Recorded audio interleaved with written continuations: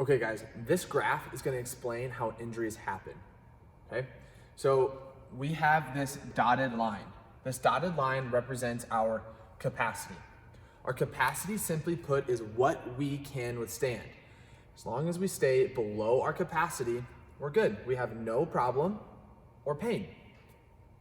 If we exceed our capacity, we may run into a problem or even pain. As an example, if I walked out on State Street and I got hit by a bus, that would greatly exceed my capacity, causing me a problem and probably a little bit of pain, okay?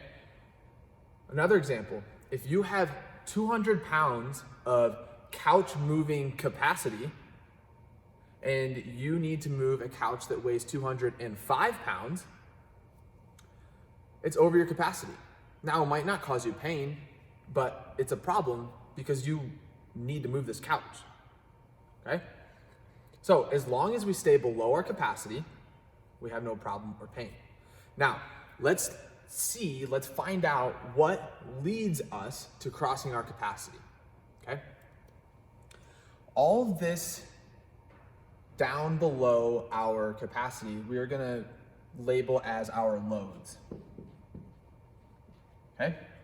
And every morning when we wake up, we have 3 boxes. Our first box is going to be our anatomical dysfunctions. This is essentially anything about your anatomy, whether that's bone or structures, that aren't as perfect as we would like them. Let's say you rolled your ankle in high school, or you tore your ACL in college, or you have a herniated disc or a torn labrum, okay? Anatomical dysfunctions. This can also be a joint that at birth formed a little bit differently, and it doesn't really allow us to squat like everybody else because our body is different.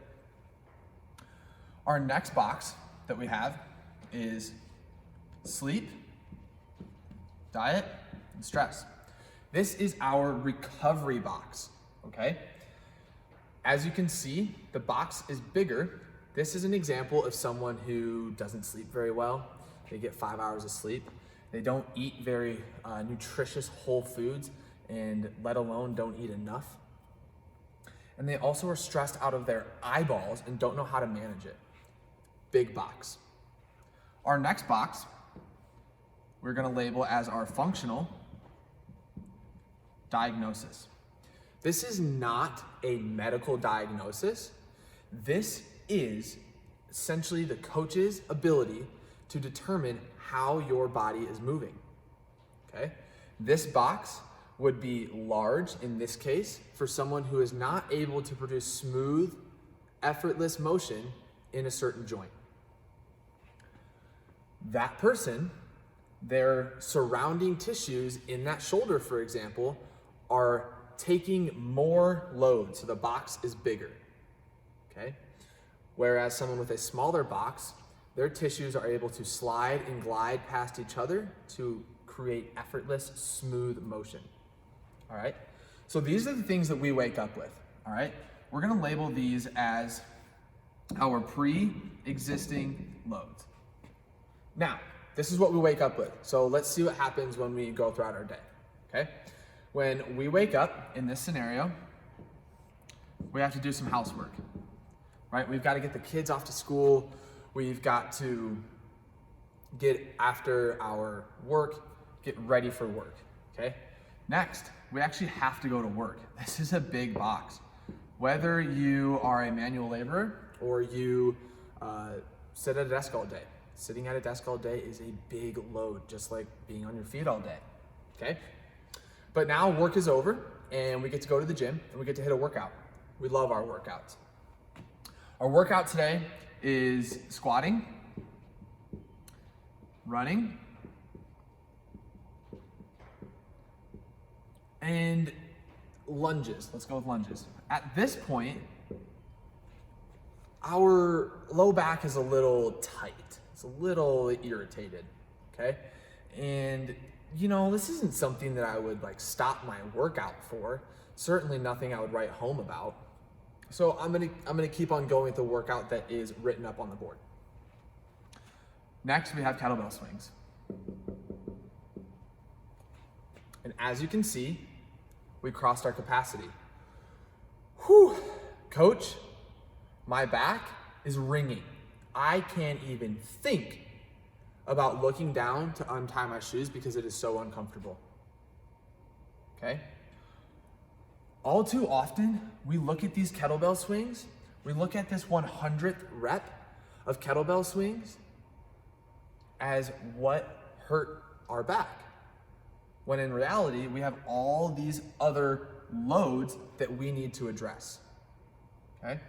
These loads are considered our needs and wants. These are the things that we need to do and want to do in order to make life go around. We have to go to work. We love our workouts. We're gonna keep working out, okay? Now, let's see how we can adjust this scenario, okay? Our anatomical dysfunctions. There isn't really much we can do about it. Time machine's broken. We can't go back and unroll our ankle or unherniate our disc, okay? Now, sleep, diet, and stress. As many of you know, a lot of you guys are working on this with our nutrition challenge. Good on you, keep going. This box is our recovery box. Like I said, this box is either a favorable or an unfavorable hormone profile. Our body, based on this box, is either in build-up mode or breakdown mode. Not good. The smaller the box, the better. This is an example of someone who sleeps 8 hours a night. They eat full, whole, nutritious foods, and they're working with a coach to get better and better at it. And they have a mindful meditation practice to help them manage their stress. Awesome. Our functional diagnosis box. We can also have a really big impact on this box, okay? Over time, with the proper corrective exercises and strengthening, we can start to diminish these functional diagnosis limitations that we have, okay? We can start to move a little bit smoother if we do the right thing, okay, to reach that spot. Now, let's play this scenario out. We have the same day, okay? These things are pre-existing loads and our needs and wants adjust day to day. So let's play out this day, okay? Same day. We have housework. We have work. Then we go to the gym and we do some squats. We do some running. We do some lunges.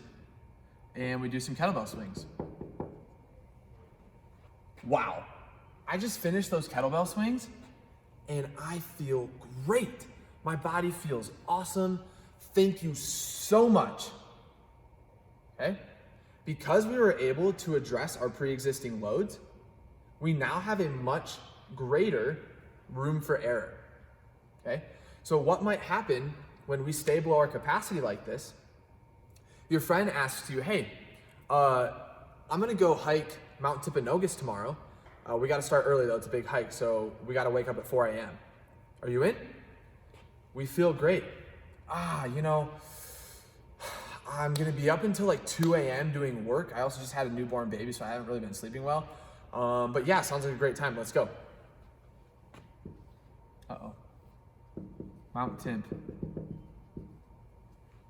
We have then crossed our capacity, we have a problem and possibly pain, okay? Not only is it our job in and outside of the gym to address our pre-existing loads, our functional diagnosis, our sleep, diet, and stress with help from our coaches, but it's also our job to increase our capacity, okay? It's not only our job, but it's also on you guys as athletes to use the tools that we give you. Perform the workouts properly. Get the intended stimulus so that we stay below our capacity, so that our capacity actually increases. We don't get set back by problems or pain, okay? Now, when, in this scenario, when we wake up, instead of having this much room for error, right? We now have this much room for error. This graph is to explain how addressing these pre-existing loads is going to have an effect on not only your workouts, your stress levels, but also your capacity and your ability to do what you want and when you want. If you guys have any questions about this load versus capacity, please let me know. This is super important to stay happy, healthy, and coming into the gym and crushing life. Thank you.